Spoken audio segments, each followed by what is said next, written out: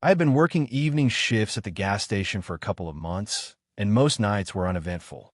Customers came in, grabbed drinks or snacks, and left. The road outside was usually empty after midnight, and I would spend the rest of my shift sweeping floors or scrolling through my phone behind the counter.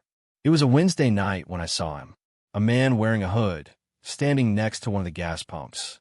He wasn't getting gas. His hands were in his pockets, his head tilted down, and he didn't move at all, just stood there. I figured he was waiting for someone, since there was no car. After 10 minutes, he was still standing there, motionless. So I went outside and asked if he needed help or gas or anything. He didn't respond, just kept staring down. I slowly backed away and went inside again, deciding to leave him alone. Half an hour passed, and he hadn't moved an inch. The whole place felt tense. I decided to call the sheriff's office, but they said unless he was causing trouble, I just had to leave him alone. Around 2 a.m., I looked up from my phone, and he was gone. I sighed with relief and figured maybe someone picked him up. Then I heard a faint tapping on the glass. I turned to see him standing right outside the window, face pressed against it. I didn't even hear footsteps. It was like he appeared there. His hood had shifted enough that I could see his face. His eyes were open wide, staring straight at me, but his expression didn't change. His face looked pale, almost drained of color. I yelled that I was calling the police again, but he just kept staring. I backed further behind the counter. Suddenly, he lifted his hand and started dragging his fingernails down the glass. The sound was horrible, like metal scraping. I couldn't move. My body felt frozen. Then he smiled, a slow, crooked smile. His teeth looked strangely long and uneven. He tapped the glass again, harder this time, like he wanted me to open the door. I dialed 911 again, but the phone started producing static, and I could barely hear anything. That's when the man vanished from the window. I rushed outside the restroom corridor to check the pumps, but he wasn't there. I went back toward the counter and heard something drop behind me. I turned and saw a folded piece of paper lying on the floor. It hadn't been there before. I slowly picked it up and opened it. It had 3 words written in a rough, almost carved-looking handwriting. Found you again. I had never seen this man before in my life. I had no idea what again meant. But one thing hit me hard. He didn't come here randomly. He came here for me. The police finally arrived, searched around, found footprints leading into the field behind the gas station. Then nothing after that. Like he disappeared. I quit that job 3 days later. They never caught him. No one ever identified him. And every time I close my eyes at night, I still picture that pale face pressed against the glass, staring right at me, smiling like he already knows where I live. My cousin had been house-sitting for a family in a quiet rural area. They paid well because they needed someone to stay overnight while they traveled out of state. He invited me to hang out since it was 3 nights alone and the place felt isolated. I said sure. The house was a beautiful 2-story cabin with wide windows and tall trees surrounding the backyard like a wall. During the day, the house felt peaceful, even relaxing, but the nights were different. There were no neighbors, no city sounds, just silence. And the silence didn't feel normal. It felt heavy, like something waited for night to fall. The first night was uneventful. We watched movies, played games, fell asleep in the living room. But the second night was strange. Around 1 a.m., we both heard footsteps upstairs. Slow, deliberate steps, one after another, like someone pacing the hallway. My cousin froze, muttering that maybe the house was settling. But these were footsteps. Very clearly footsteps. I grabbed a flashlight and went upstairs, my cousin behind me. The hallway was still. Each bedroom door was open. I checked every room. Nothing. We shrugged it off and went back down. The footsteps didn't return the rest of the night. The third night was when everything escalated. We were again in the living room. It must have been around midnight when we heard a door creak upstairs. Not loudly, but definitely a door. Then footsteps again, this time faster. A steady walking back and forth, like someone restless or impatient. We both stood there, staring up at the ceiling. Then the footsteps stopped. Silence. After about 30 seconds, something started tapping at the wall behind the TV. A rapid tapping like fingernails. We didn't move. We didn't speak. The tapping increased, faster and louder, until it sounded like someone knocking from inside the wall. My cousin panicked and yelled that we should leave. I agreed and grabbed the keys. But before we could reach the door, every light inside the house turned off at once. It plunged us into darkness, absolute darkness. We stood frozen. Then we heard something descending the stairs. Slow, one step at a time. Wooden creaks echoing through the house. We backed away toward the kitchen, holding our breaths, praying the footsteps belonged to anything human. They reached the bottom of the stairs. Then the tapping sound started again, but this time coming from all around us. From the walls, from the cabinets, from behind the fridge. Like the whole house was surrounded. A sudden banging hit the back door, just one violent strike that made the glass tremble. Then silence again. The footsteps started moving toward us, directly across the living room floor. We couldn't see anything, only those sounds. We crouched behind the kitchen counter, gripping each other, waiting for some kind of shape or shadow to appear. Then, without warning, something whispered right next to my ear. Not loud, not clear, but close. Too close. It sounded like someone's breath brushing my cheek. I screamed, shoved my cousin toward the front door, and we sprinted outside into the cold. We ran to my cousin's truck and sped away, leaving the house standing in total darkness. The owners returned the next day and checked their security system. There was video of us running out, panicked but nothing before it. No footsteps, no shadows, no intruder. It looked like we just suddenly freaked out and ran. We never went back. Months later, I asked if anything weird ever happened again. The owner said that every once in a while, they hear tapping somewhere upstairs, but they don't think anything of it. I think it's smart they ignore it, because whatever walked those stairs that night, it wasn't trying to haunt that house. It was trying to get closer to us. I used to work as an overnight janitor at a local community college. Most people don't realize how unsettling a school building can feel when it's completely empty. Long hallways, echoing footsteps, dark classrooms where shadows seem to move. I never minded the job, though. It was quiet, paid well, and I could listen to music while I worked. One night, around 2 a.m., I was sweeping the third-floor hallway. I had earbuds in, but not playing anything, just using them to drown out the emptiness. That's when I heard someone whisper my name. Not loud, not aggressive, just a soft voice behind me, "Hey." I turned around instantly. The hallway was empty. I stood there staring at the fire exit door for a moment, debating whether I imagined it. I told myself it was stress or lack of sleep. I went back to sweeping, trying to ignore it. About 10 minutes later, I heard it again. "Hey." Same tone, same closeness. This time I dropped my broom and turned around fast. Nobody. I checked every classroom door, even peeked down the stairwell. Nothing. Trying to stay calm, I switched locations and started mopping the bathroom on the second floor. I figured maybe I was overthinking the quiet. I had just finished the last stall when the lights flickered and shut off completely. Then they flickered on again, but dimmer, almost orange. I stepped out into the hallway and froze. Every door to every classroom was wide open. I knew I had locked them earlier. It's part of the nightly checklist. But now they all stood open, like someone intentionally wanted them that way. I walked down the hallway, shining my phone's flashlight into each door, scanning desks and chairs. Nothing moved. The silence hurt my ears. I was about to turn and head back to the stairwell when I saw a single, perfect wet footprint on the tile floor. Just one. Not multiple, not leading anywhere, just one.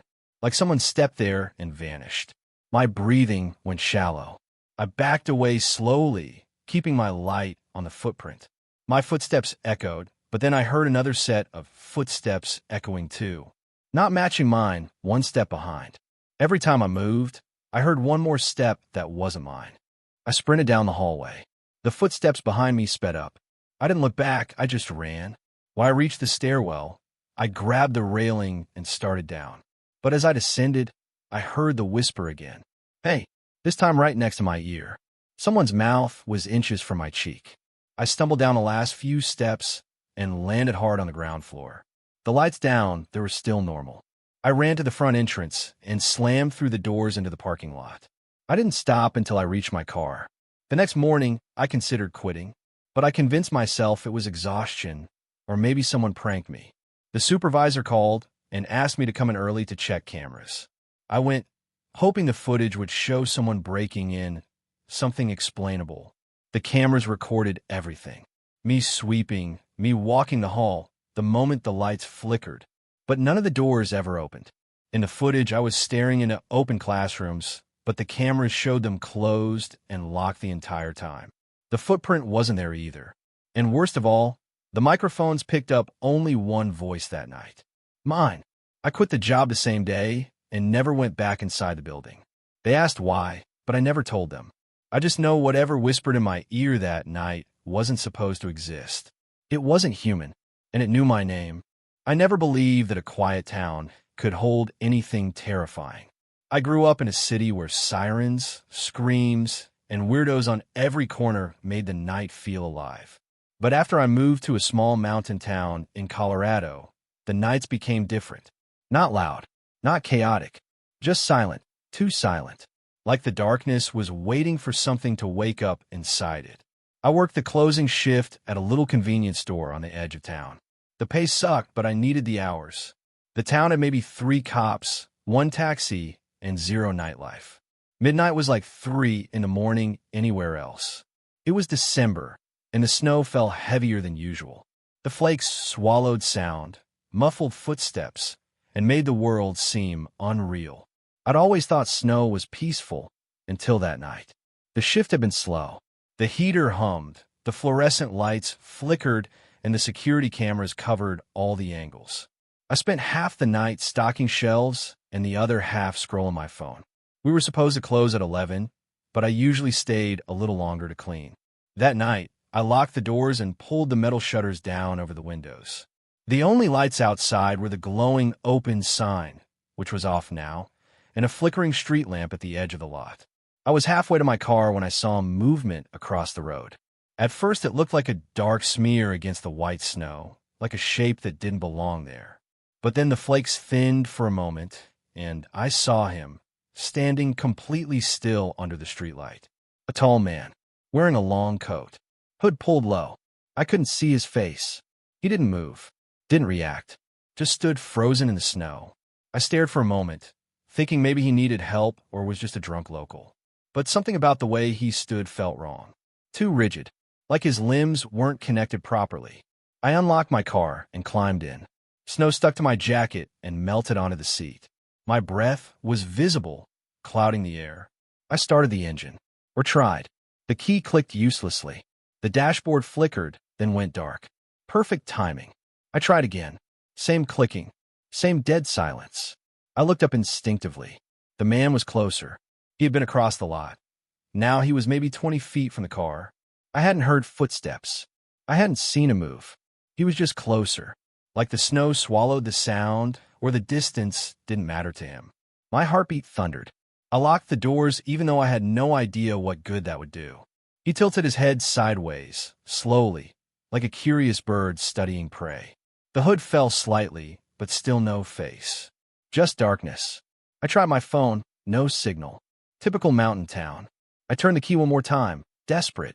The engine coughed to life. Relief washed over me, so hard I almost laughed. I threw the car into drive and started pulling out. That's when I saw something that nearly made me scream. He was standing directly in front of the car. No footsteps, no sound, just there, like he stepped out of the dark itself. I slammed the brakes, and the snow squealed under the tires. He stood inches from the hood. His head tilted more, like his neck was made of rope rather than bone. I hit the headlights on full brightness, and I finally saw a glimpse beneath the hood. Not a face, not skin, just darkness. But inside that darkness, something reflecting the light. Eyes, but not human eyes. They glowed faintly, like the reflection of animal eyes. I froze. My hand shook. My throat refused to swallow. He leaned forward just slightly. I slammed the gas pedal. Instead of hitting him, he vanished, like he dissolved into the snow mist. There was nothing in front of me. I sped out of the lot and kept driving until I reached the gas station farther down the highway. I rushed inside, out of breath, ready to freak out. The cashier looked at me like I was crazy. I explained what happened, voice trembling. He listened but clearly didn't believe a word. Probably some drunk guy from the woods, he said. I didn't argue. I was too shaken. I waited for my hands to stop shaking before calling the police. They said they'd check the area and that I should stay put until they arrived. The cashier tried making small talk, but my mind was somewhere else. On that figure, on the darkness under his hood, on those reflective eyes. Then a truck driver burst through the door, stomping snow off his boots. You got a car down the road with the door hanging open, he said. Thought someone got stuck. My stomach dropped. My car door? Open? What do you mean? I asked. I locked it. I drove here. He frowned. No, the one at the convenience store. I shook my head vigorously. That was mine. I drove here. He stared. The cashier stared. It didn't make sense. The police arrived 10 minutes later. They checked the gas station, then escorted me back to the convenience store. The car was still there, in the parking lot. Door open. Keys still in the ignition, which was impossible. I had driven it, or at least, I thought I had. The snow around the car had footprints. Just one set. Mine. They searched the woods. They searched the road. They searched behind the store. Nothing. Not a single other footprint. Not a trace of another person. Not a drag mark. Not a trail. They towed the car and drove me home. I didn't sleep. I kept the lights on and stared at the window, waiting for something to appear in the dark. The next morning, I quit my job. I moved 2 towns over in less than a week. But the story didn't end, because something followed. Some nights, around midnight, dead of night, my phone glitches. It shuts off for 20 seconds. Then when it restarts, the camera opens by itself. I see static, then snow, then darkness. Sometimes, if I turn the brightness up and squint, I see the outline of someone standing still, waiting. Last week, the snow returned for the first time this winter. Heavy flakes. Silence. I stood in my apartment, staring at the window. It was pitch black outside. The world quiet. Then I thought I saw movement. Just a faint shape near the pine tree across the parking lot. Tall. Still. Head tilted. I turned away, shut all the blinds, and crawled into bed. Try to sleep. Try to forget. But I still hear the whisper. Quiet. Faint, like the wind sneaking under a door. I've been waiting, and I know deep down, the snow isn't peaceful anymore. It's a doorway. And one night, when everything goes silent again, someone will step through it.